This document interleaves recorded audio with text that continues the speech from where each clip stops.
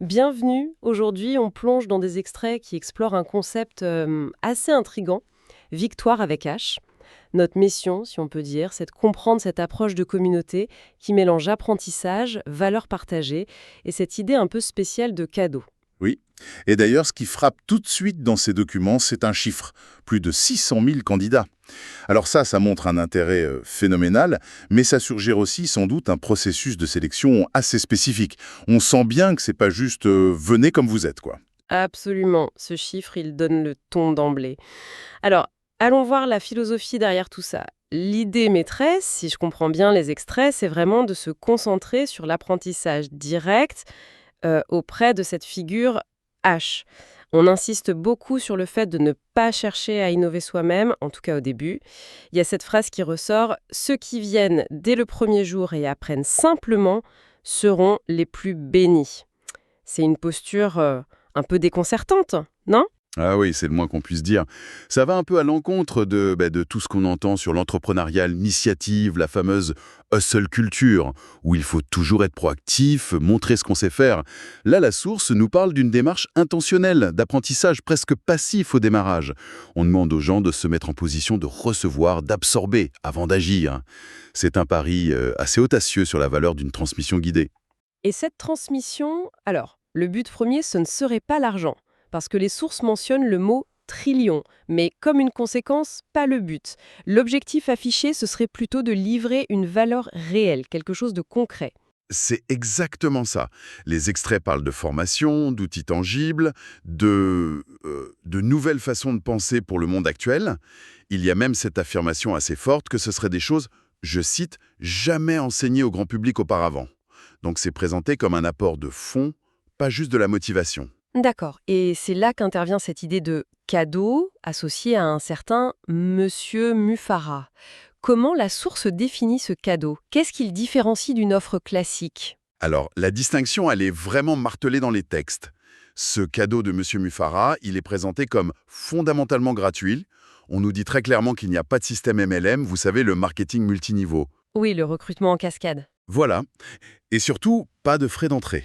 C'est crucial. La conception même telle qu'elle est décrite, c'est quelque chose à partager librement, pas à vendre. Ça positionne l'initiative, en tout cas dans sa présentation, en dehors des schémas commerciaux habituels. D'accord, donc une approche basée sur l'apprentissage guidé, gratuit. Pour que ça marche, j'imagine que l'état d'esprit des participants doit être clé.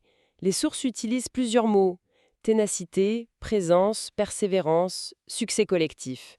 Qu'est-ce que ça veut dire exactement dans ce contexte? Oui, on dirait que ça dessine le portrait robot du participant idéal vu par la source. Alors, si on s'en tient aux définitions données, la ténacité, c'est décrit très simplement comme s'accrocher à quelque chose, ne pas lâcher prise. Hmm, La présence, ce serait se montrer pleinement, être là, engagé, pas juste physiquement, mais mentalement, vraiment impliqué. d'accord, La persévérance, bon, ça c'est plus classique. Feu ne pas abandonner quand ça devient difficile. On s'attend donc à des défis. logique. Et enfin, le succès collectif, c'est l'idée que tout le monde gagne ensemble. La réussite est partagée, pas individuelle. Ces qualités, mises bout à bout, elles dessinent une communauté qui se veut soudée, résiliente, tournée vers un but commun. Si la ténacité et la persévérance parlent de résistance, la présence, elle, suggère un engagement profond et immédiat. Et le succès collectif renforce cette dimension communautaire. Ça colle bien avec l'idée de recevoir et partager un cadeau finalement. Tout à fait. Ces principes renforcent cette idée de construction collective où l'individu s'intègre dans un mouvement plus large. Et son état d'esprit, il contribue directement à la force du groupe. C'est pas juste acquérir des savoirs, c'est adopter une certaine posture. Et cette posture, cette préparation, justement, elle semble s'articuler autour d'un élément très concret, mentionné avec beaucoup d'insistance: regarder une allocution d'H, l'adresse de mardi. On conseille même de la regarder plusieurs fois, 3 fois même. Pourquoi cette vidéo est si importante selon les extraits?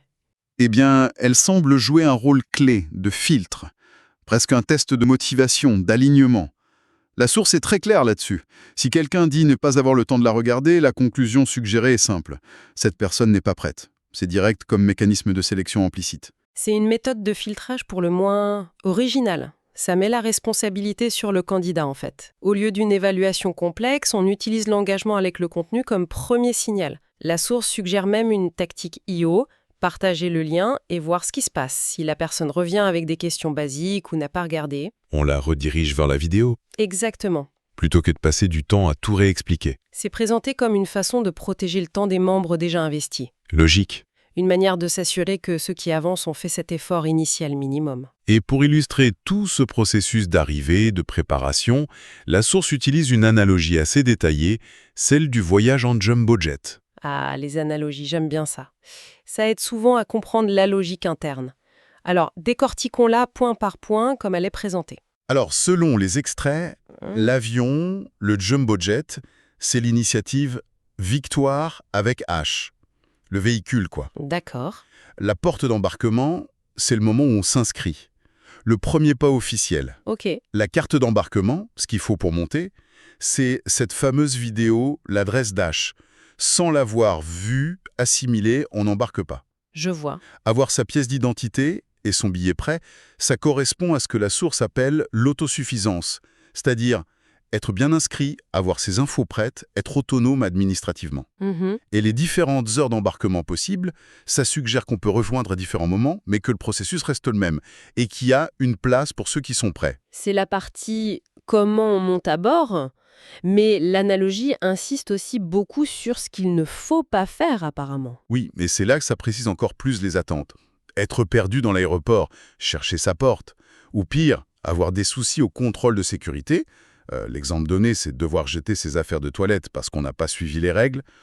Tout ça, ça symbolise le fait de ne pas être préparé, de ne pas avoir fait ses devoirs, et la conséquence, c'est que ça ralentit tout le groupe. La préparation, c'est une responsabilité collective implicite.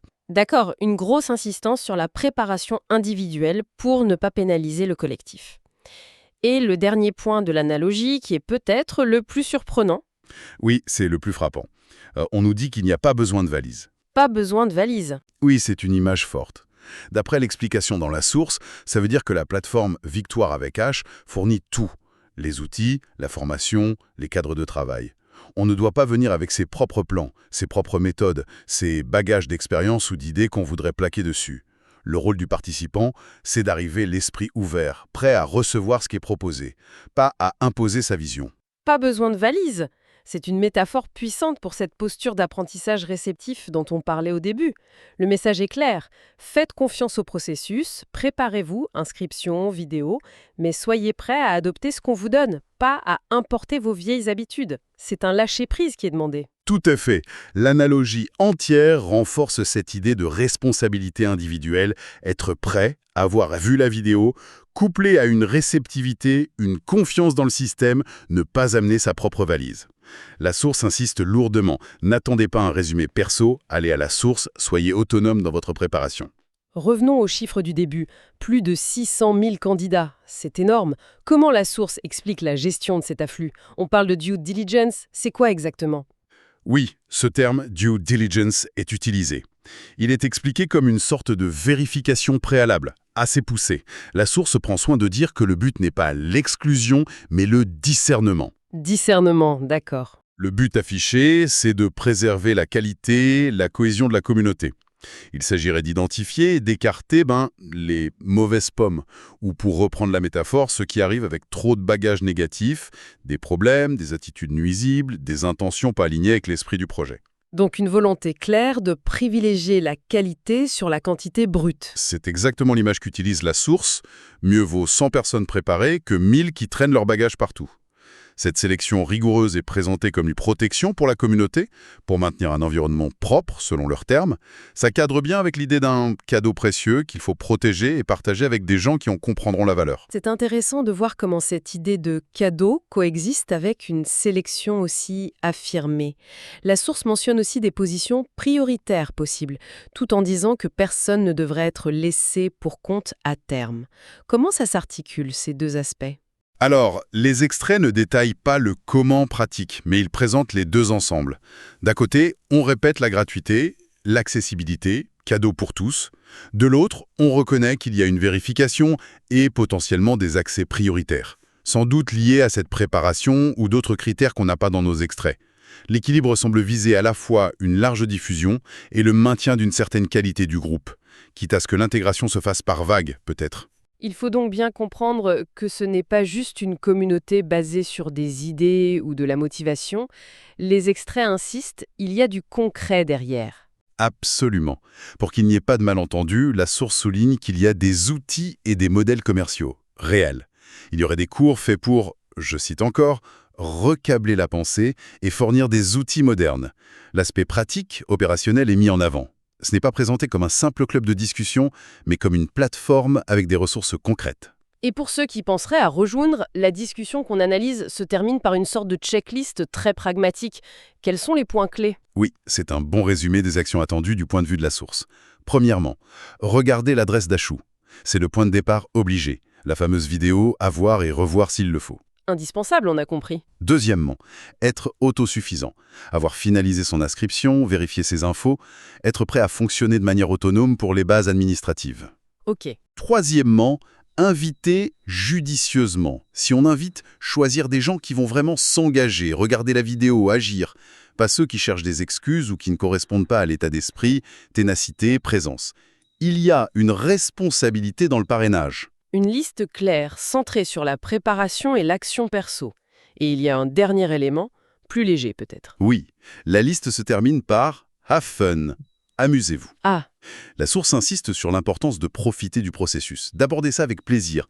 Il y a une mise en garde contre le sentiment de droit, l'entitlement en anglais, l'idée qu'on nous devrait quelque chose. L'attitude encouragée, c'est plutôt la gratitude, l'appréciation de faire partie de cet espace nouveau et propre. C'est un mélange intéressant, exigence dans la prépa, invitation à la détente dans la participation. bien.